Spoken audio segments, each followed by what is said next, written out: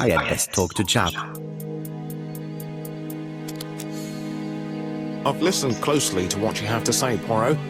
For me, there's no doubt Cust is guilty. Do you have any element that might prove the contrary? That is what we're going to look for. Let us now try and get our brain cells to work.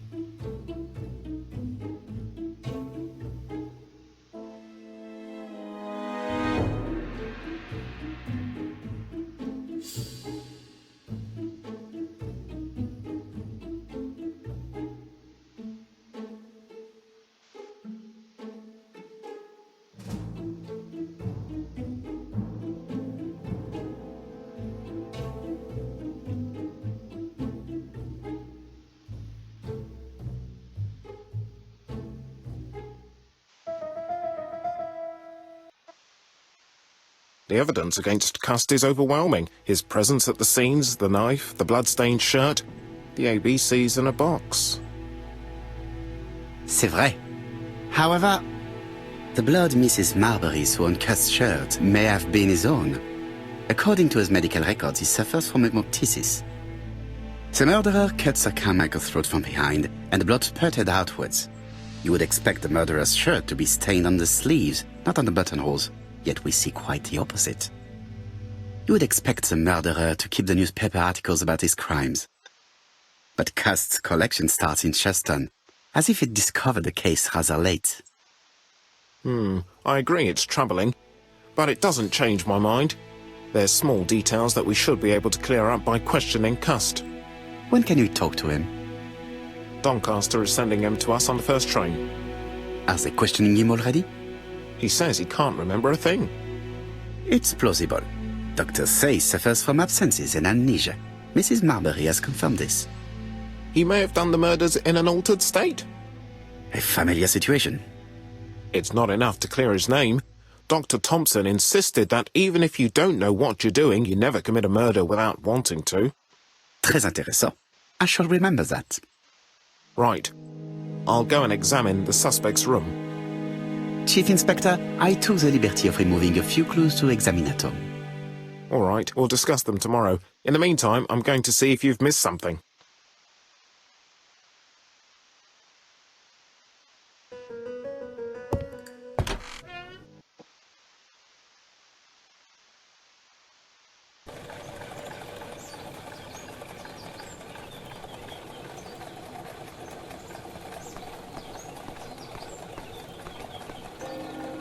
To Scotland Yard, please.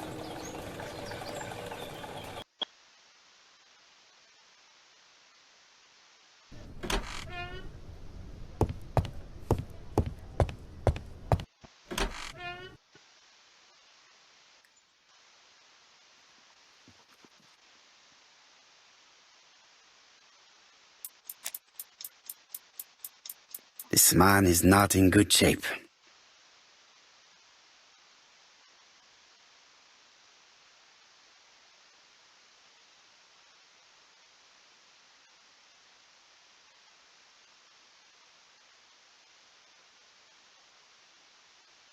He is worried and very tired, and other police have been hard on him.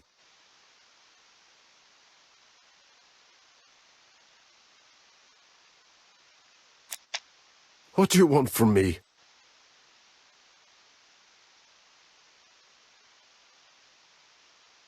Good day, Mr. Cust. I am Hercule Poirot. Ah, you're the detective.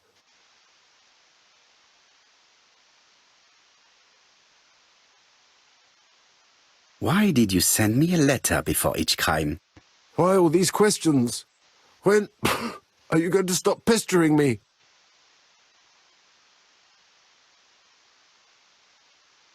Maybe you forgot that you wrote these letters. Yes, it's true. Sometimes I forget. Maybe I did type them.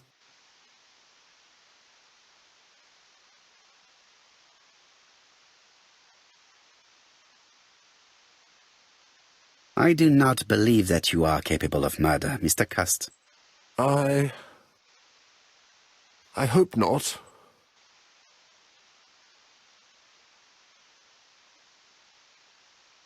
You suffered during the war. It's true. I was wounded. I suffered. But the army was the only place I didn't feel inferior. No questions. Just orders to follow. But ever since you were wounded, you have absences, bouts of amnesia. And headaches. Professor Clark treated you. Yes, a few years ago he really helped me with my burned throat.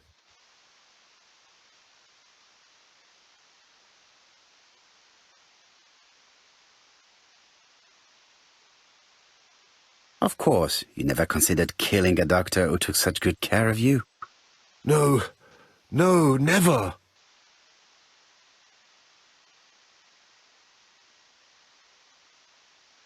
Do you deny being at the scene of the crimes? So? There was no harm in being there. It was only for my work.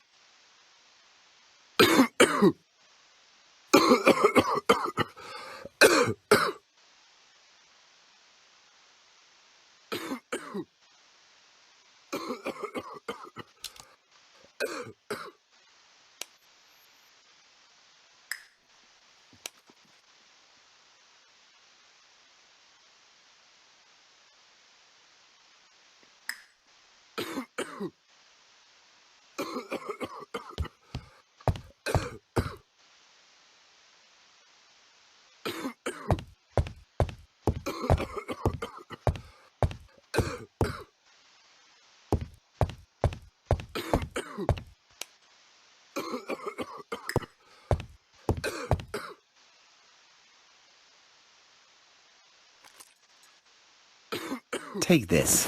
It will help you. Thank you.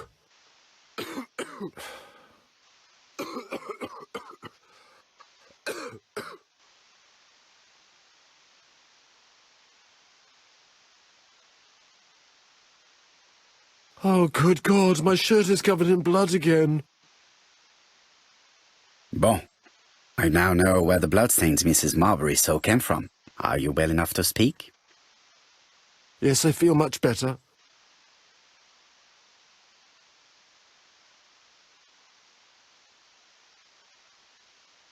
Do you deny being at the scene of the crimes?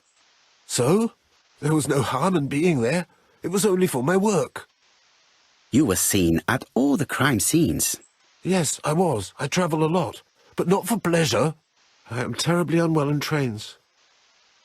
But I had to respect my engagements. My employer gave me very precise written instructions about the towns I had to visit. Let's see. The company you claim to work for, Silky Legs, has never heard of you. And as for these letters they sent you, they were written on your own typewriter. The company sent me the typewriter when I started working for them. Yes, but the letters were received afterwards.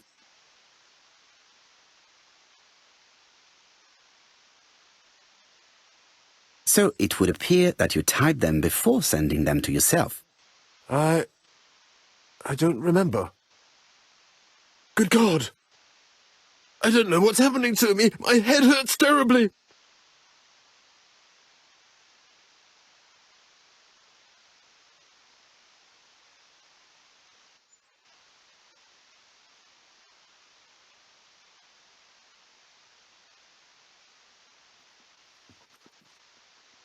He is prey to a terrible anxiety. Is it remorse? Or simply the pressure of the questioning and the train journey? He is in no state to reply.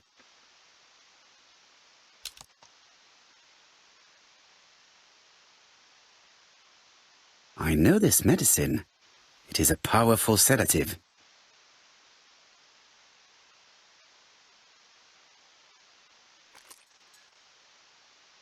Take this. It will help you.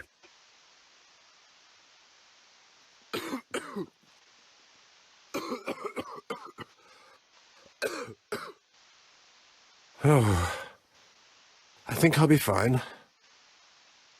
Let us see, Cust. Look at me. You know very well that you committed these murders? Yes, I know. But I'm not wrong in saying that you do not know why you committed them. No, I don't.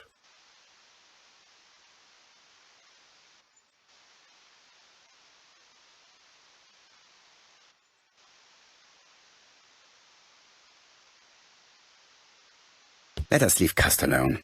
He's at the end of his tether.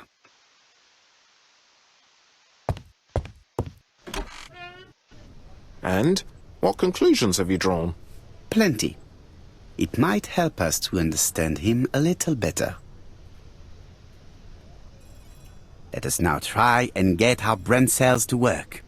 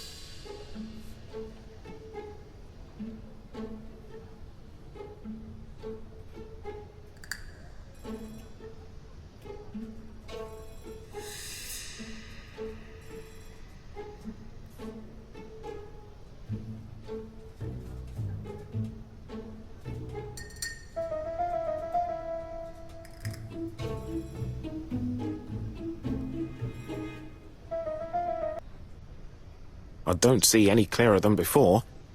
This is worse. There is one point to highlight. C'est curieux. Cust admits that he killed, but he does not know why.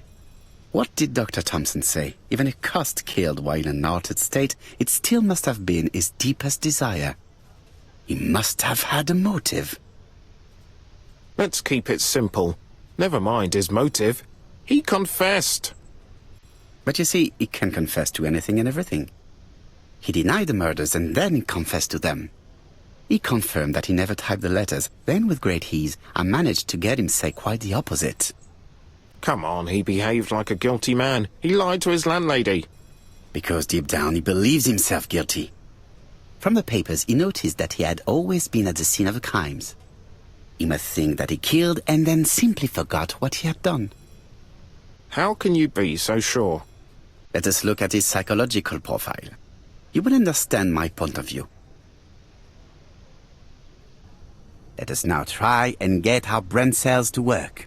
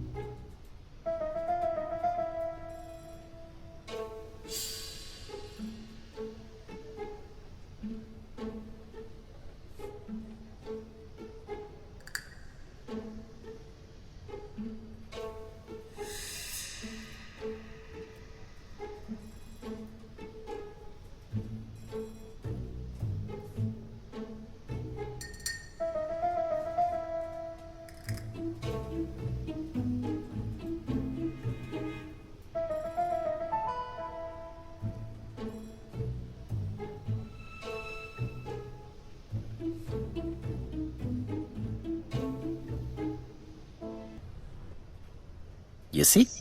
Cuss' character is quite the opposite of the murderer's. But if he's a madman, can we really talk about his character? You know very well that our murderer does not behave like a psychopath. Apart from the signature, there is no ritual repetition in the choice of victims. Very well, you're right as always. So we have no confession, no culprit, no suspects, nothing. And all that after 2 months of inquiry? What should I do? Have faith. Just give me 24 hours.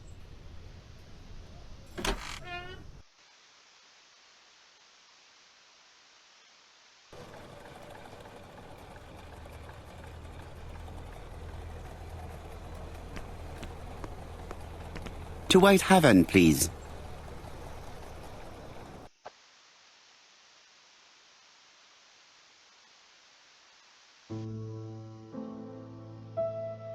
Cust's arrest is a great success for you, Poirot. It's all clear now, except maybe 1 or 2 details. Details. Ah, mon ami. The devil is in the detail, as we say. Excuse me? Patience, Hastings. Everything will be clear once our guests arrive. Best be prepared. Slip a revolver into your pocket before they do. A revolver? But Poirot, what are you afraid of? Trust me. It is important you carry a weapon for this meeting. I will lend you mine. What about telling me what you have in mind? Surtout pas. You wouldn't be able to play your role. Wait 1 moment, I will bring you my weapon.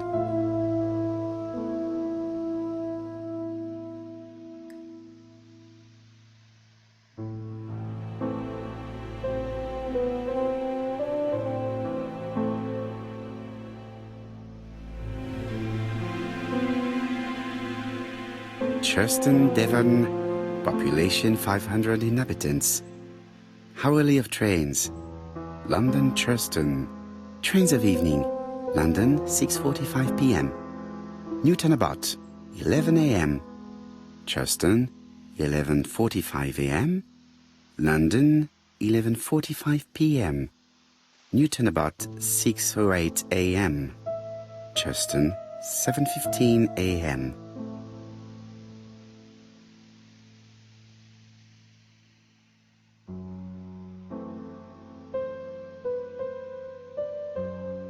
Hastings' photo album.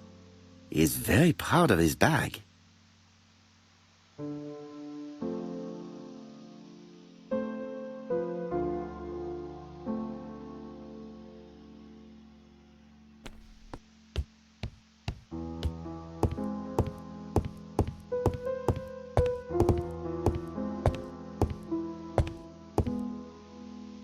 The white ammunition are blank cartridges. The others are real bullets.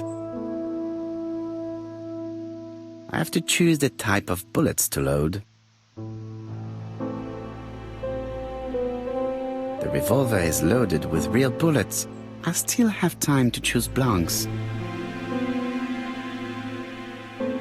The revolver is loaded with blanks. I still have time to choose real bullets.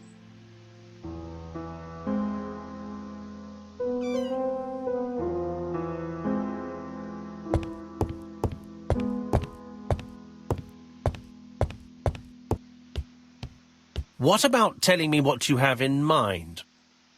Surtout pas. You wouldn't be able to play your role. Wait 1 moment, I will bring you my weapon.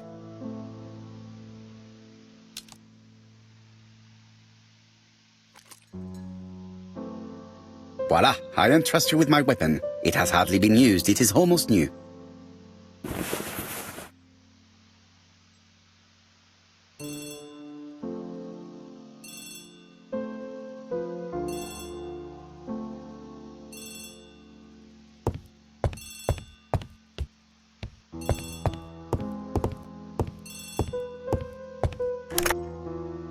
Chief Inspector, is that you?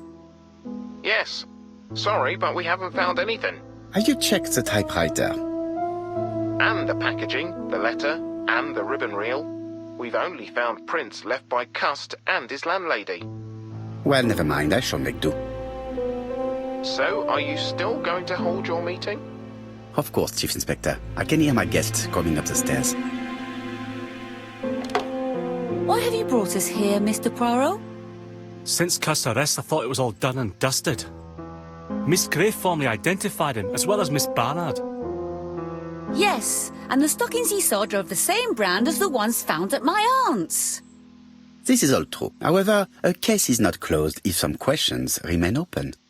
And one question is, why did the murderer send me his letters? Why did he challenge me, Hercule Poirot? Perhaps he wanted to play with you, to taunt you. Xenophobia? Maybe he didn't like you because you're foreign. I may be wrong, but maybe by provoking you he was looking for glory? All these theories should be studied. Let us now try and get our brain cells to work.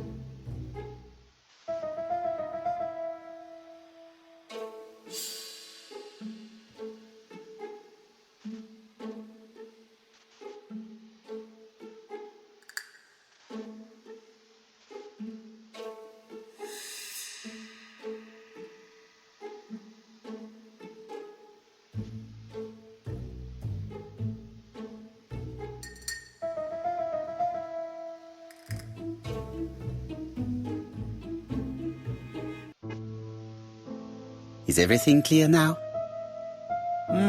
You might like to explain your reasoning again. Of course. First of all, remember that the murderer made it a rule to always post his letter before the murder. He never digressed from that rule. However, in Churston, he encountered a problem. The village has only 500 inhabitants. With advance warning, it would be easy to arrest him. Therefore, the murderer delayed his letters deliberately with the wrong address. The plan wouldn't have worked if he'd sent it to Scotland Yard or the papers because everybody knows their addresses. The mistake would have been corrected and the letter would have been on time. That is why the murderer chose me as the recipient. Because for his plan to succeed, it was necessary for at least one of the letters to have a wrong address and get lost. It was very cunning. Absolument. It is a very subtle plan. It matches the profile we have drawn up of him perfectly. That of an intelligent, daring and calculating murderer. But that's not how you describe Cust. You are quite right, mademoiselle. Like you, I find it hard to believe that this dull character is the clever murderer we are looking for. Do madmen... I mean, if he's mad, he might have two very different sides. No doubt. But the murderer is not mad. All the specialists agree that he does not have the profile of a psychopath. But if Cust is not guilty, how do you explain his presence at the scene of the crimes? Mr. Clark, the answer to your question is in the medical records of your brother's patients. Documents which Cust most certainly did not have access to. Let us now try and get our brain cells to work.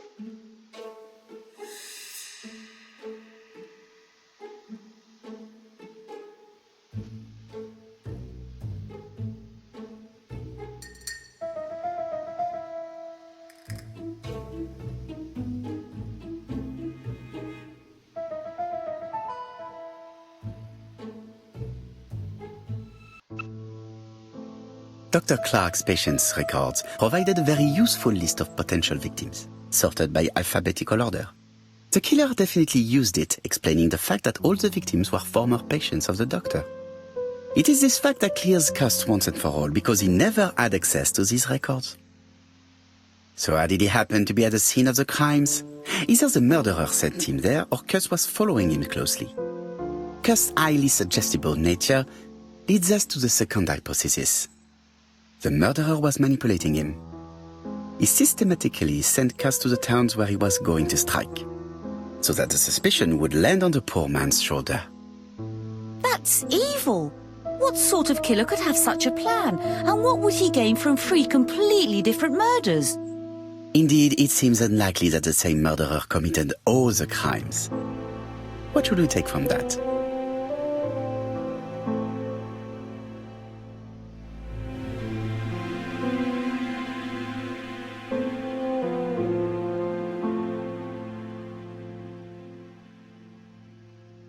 Just one murder was of benefit to the murderer. The others were just diversions. On reflection, there is only one conclusion.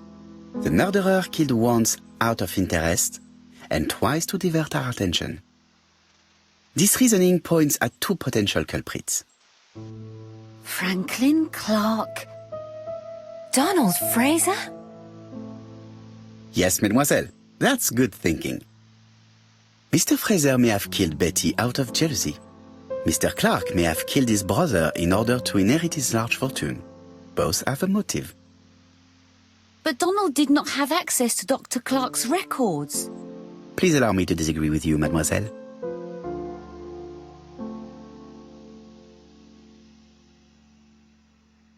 He works for Court and Brunskill, one of whose clients was Sir Carmichael. It doesn't prove that I went to Comeside. You could have done it, and you may have used the opportunity to take a look at Sir Carmichael's records. You think I'm guilty? You or Mr. Franklin Clark? That's ridiculous. Both of you have a motive. The question is, which of you has the profile that most resembles the murderer? Let us now try and get our brain cells to work.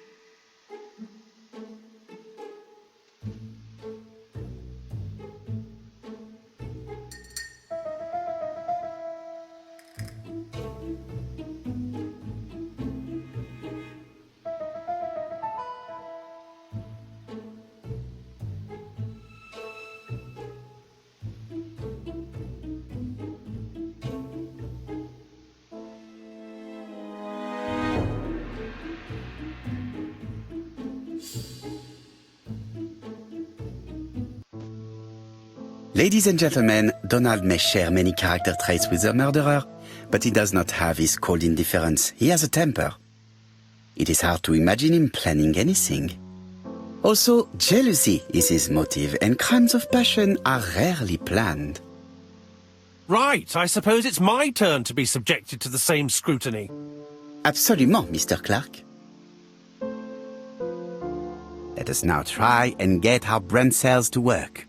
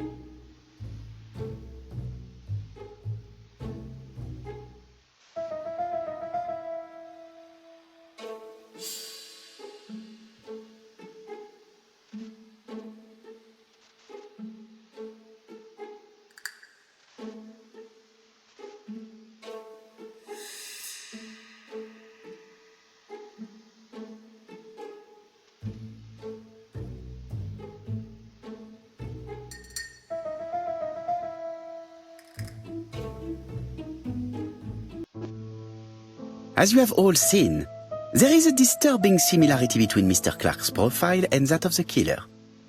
In actual fact, it is exactly the same. Mr. Poirot, your psychological studies are interesting, but your conclusions do not add up. Why would I have wished my brother's death? The inheritance is lawfully mine. I just have to wait. No, you had to act quickly.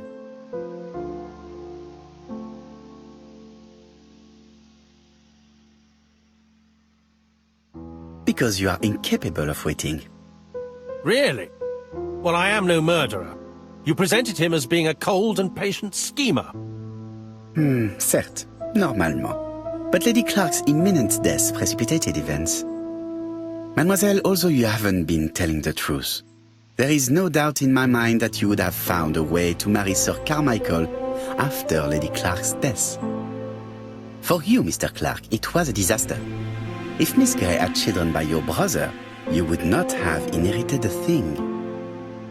You realized the danger after reading several letters from Comside, especially one in which your brother opened his heart to you. So you hurried home from China, and you took action. In truth, Cust was no more than a puppet manipulated by the real culprit. You, Mr. Clark. Such an imagination, Mr. Poirot. In fact, nobody manipulated Cust. The famous instructions he received by post. He wrote them on the typewriter. We know that for sure. Oh no. You know perfectly well. That is not true. Eh bien voilà. Light has now been shed on the ABC murders. Your theories are ingenious, but you haven't any proof. One point to him. For the moment, I have no material proof. Either I admit to it, or I bluff.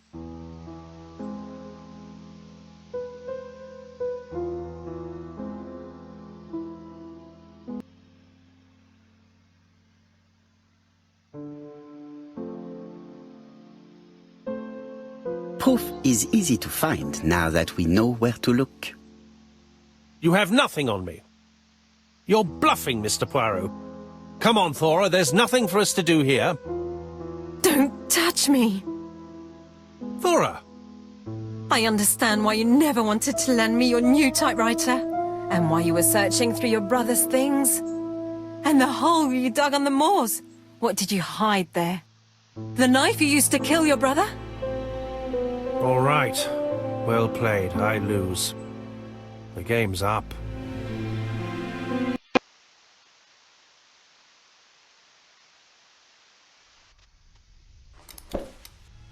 Don't come near me! I'll never let you take me, Mr. Poirot.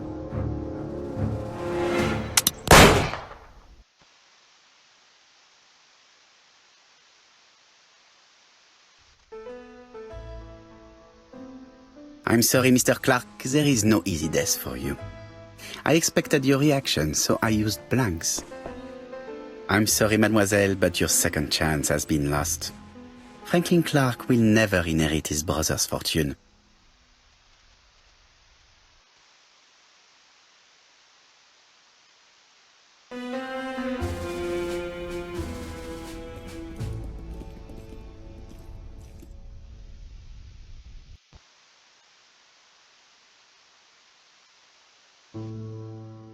Disappointed at having missed the chance to become Lady Clark, Thora Grey left England. Donald Fraser and Megan Barnard married. On Poirot's recommendation, Mary Drower started to work for Lady Clark. The elderly lady's condition suddenly took a turn for the better. And a few months later, to Dr. Logan's great surprise, she was back on her feet again. According to this eminent physician, it appears to be an extremely rare case of spontaneous remission. Lady Clark has enjoyed very good health ever since.